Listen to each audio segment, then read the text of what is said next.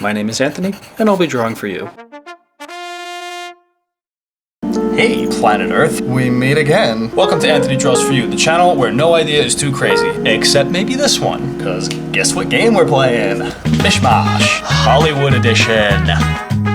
So I've got 1 and 2 Tupperware containers here. Game show on a shoestring budget in mystery box number 1. Iconic movie characters from the past 100 years of cinema. Anything from Harry Potter all the way back to César the Somnambulist from the cabinet of Dr. Caligari. For all you film buffs out there, mystery box number 2. Iconic scenes from movies from the past 100 years. You know those classic moments when your favorite characters fell in love on a piece of spaghetti and they did the, or like when they woke up with the horse in their bed and or like those times where you take your alien and you put him in the front basket of your bike and you like go off a big jump and you're like this all the way across the sky, right in the trajectory of the moon. You know, those moments. But here's what we're gonna be doing today. We're gonna take 2 sets of characters from movies that don't belong together, and then we're gonna put them in another scene from another movie that also doesn't belong together. So we're gonna do 3 illustrations today, and each one's gonna have a mishmash of 3 movies all mishmashed together. So first, I'll take a character from the character bucket, then I'll take a movie scene from the movie scene bucket, then I'll take another character from the character bucket, and I'll do 1, 2, and 3.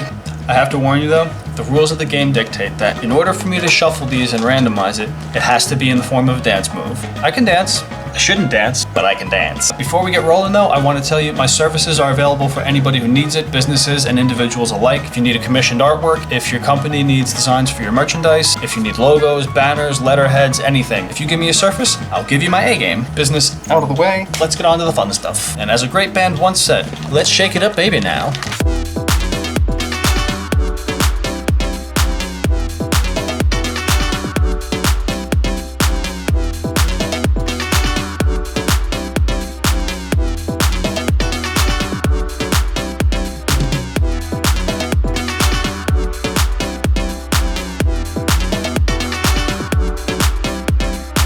Illustration number 1. We've got, spank you YouTube, spank you very much, Ace Ventura, Pet Detective. And now what movie moment are we working with? Let's find out. Ooh, a scary one. Stabbing this person in the shower. Back to the character box. Give it another shake-ski. Let's see who Ace is going psycho on in this adventure. Aha! Jules, Bad Winfield, and Vincent Vega from Pulp Fiction.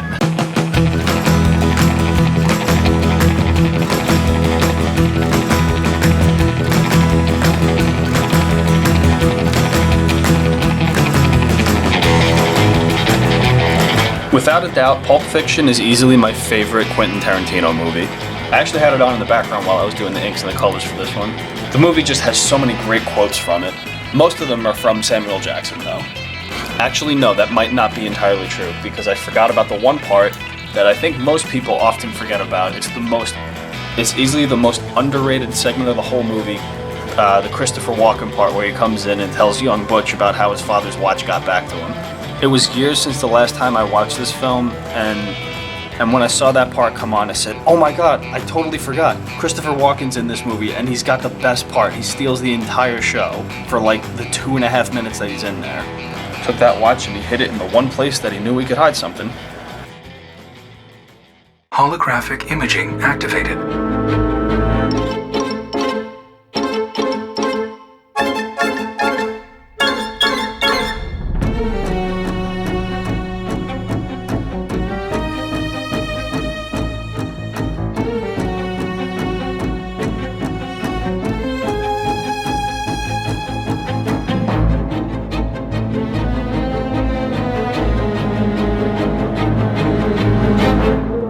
This one was really odd because Ace Ventura is not a villain, but he's definitely got the posture of one. He's got those herky-jerky movements, you know, the Jim Carrey physical comedy. If you just take it and put it into a different setting,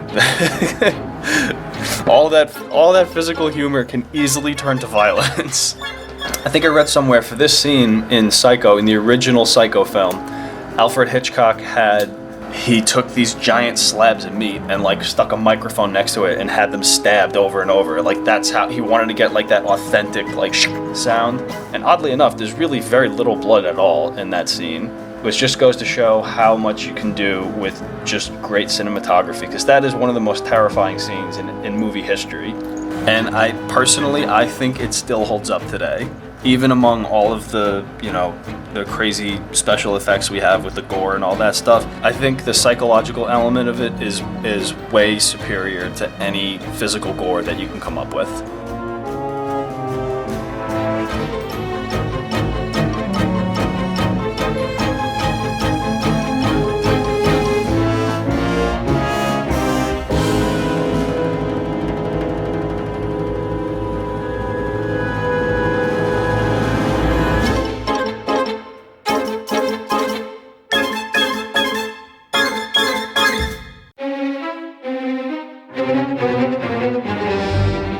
I loved Pulp Fiction. I love the plot structure of the interconnected vignettes, which is also why I was always a big Sin City fan. Like I'm not talking, like the movie was good, but I mean, the comics were just so deep. Like you had even more layers of one comic showing one story, and then you see something in the background, and another comic has that story in the foreground and the other one in the background.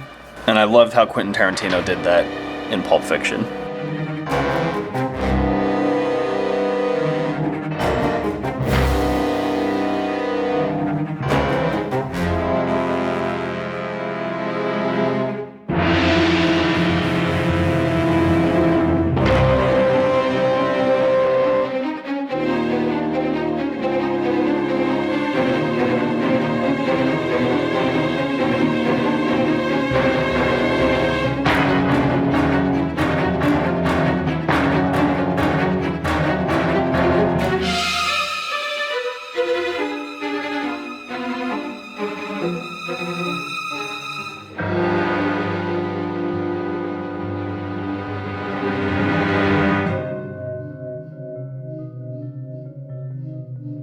Speaking of gore, though, I don't know if I made this really clear in this one, but you see the blood on Travolta's character here is supposed to be from that scene where they're washing the when they're washing the blood of from Marvin. I shot Marvin in the face. Well, why'd you do that?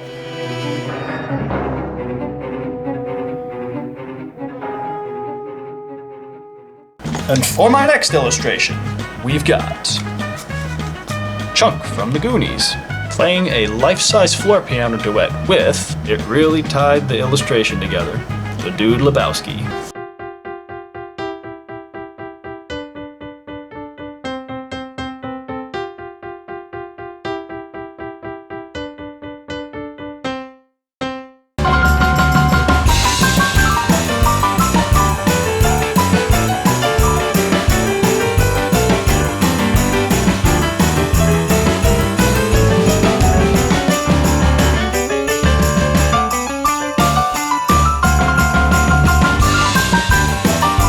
Jules Winfield is one of the coolest characters, but I'm sorry, I don't think there's anybody cooler than the dude. But that's just like, my opinion, man.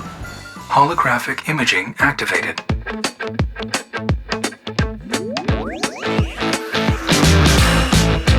I heard they were doing a Goonies sequel. Is that what's going on with that? Do you guys know?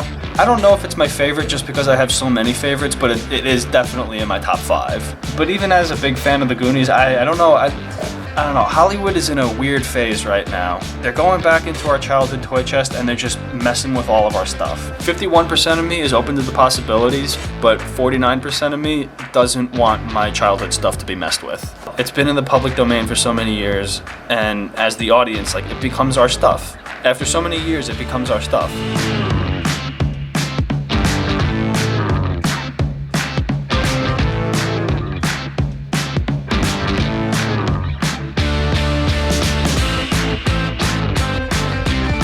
I remember seeing the movie Big when I was a kid, and I saw the piano part, and I thought that was easily the coolest. I mean, forget the film aspect of it. I just thought that was the coolest thing ever, to have a floor-sized piano. Every music store I would go to from that point on, I would immediately look to see if they had that big FAO Schwartz toy store piano floor. Yeah, reality set in. It didn't take long for reality to set in, and I realized, no, you can't actually just get this in your house.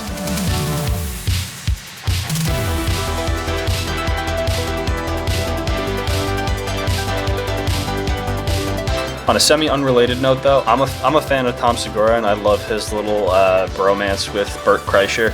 And when I was looking up references for Chunk doing the truffle shuffle, I came across this one thing. Somebody did this clip with, you know, that app, you know, they have those face aging, face swapping apps or whatever, and they put the scene where Chunk is doing the truffle shuffle. Mouth is Tom Segura telling Bert Kreischer as Chunk to do the truffle shuffle, and he won't let him in.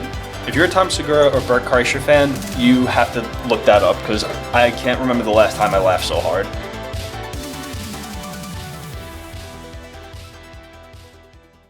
Illustration number 3. Let's get character number 1. Let's see, we've got... Great Scott! Doc Brown.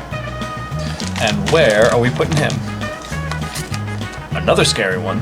Half lying on a table with this bursting out of his chest. So let's see who the chest burster is going to be in this scene. Yeah, baby!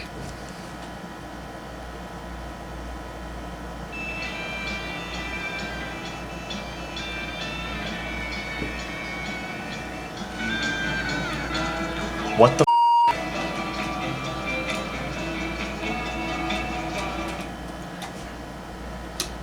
I'm genuinely freaked out right now because I don't know what just happened. I didn't press any button. I don't have Alexa, but the Austin Powers soundtrack just started playing on my Spotify. I'm gonna get to the bottom of it, maybe in another video. Maybe I'll draw the super intelligence that's manifesting from my computer that's come to destroy humanity. Yeah, that was really weird. Anyway, back to our regularly scheduled program. Austin Powers.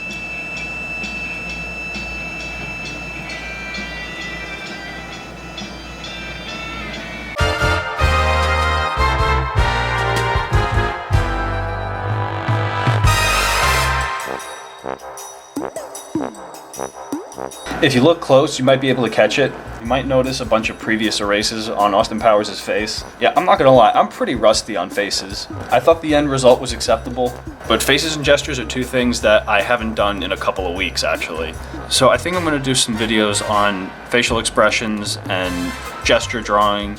You know, the things that are loose and rhythmic that just come naturally. There's no real thought involved, it's more feeling. So be on the lookout for those videos coming out soon. Holographic imaging activated.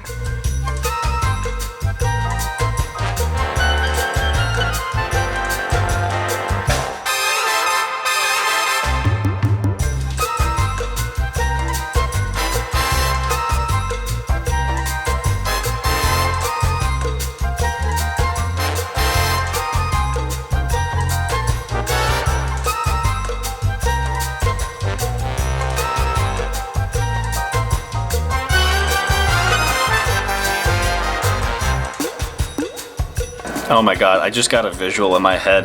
What if Doc Brown was played instead of by Christopher Lloyd, it was by Christopher Walken? It would be a vastly different performance. I don't think necessarily one would be better or worse than the other, but I just think it might be kind of interesting. I'd really love to get thoughts from you guys on this and see if there's like what other roles there would be in cinema history that you think would be swapped. Like if you took like, I'm not saying like something that could be done better by someone else. I mean like take an already spectacular character, but then replace with an equally amazing actor or actress. I don't know, I would love to hear what you guys have to think about that. Or like what kind of what ifs would you come up with?